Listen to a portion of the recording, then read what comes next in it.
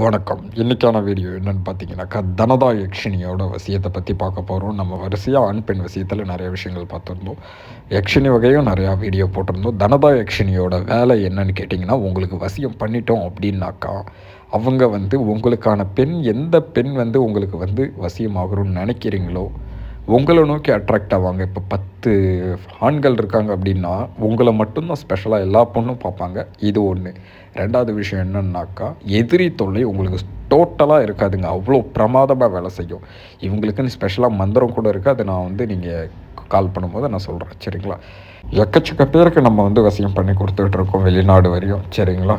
யக்ஷினி விஷயம் ரொம்ப எதிரி தொல்லையிலேருந்து நீக்கும், பணவரவு அதிகரிக்கும், சக்கரவர்த்தியான வாழ்க்கை வாழலாம். வாழ்க்கையில் உங்களுக்கு எந்த சோர்வும் இருக்காது. சரிங்களா?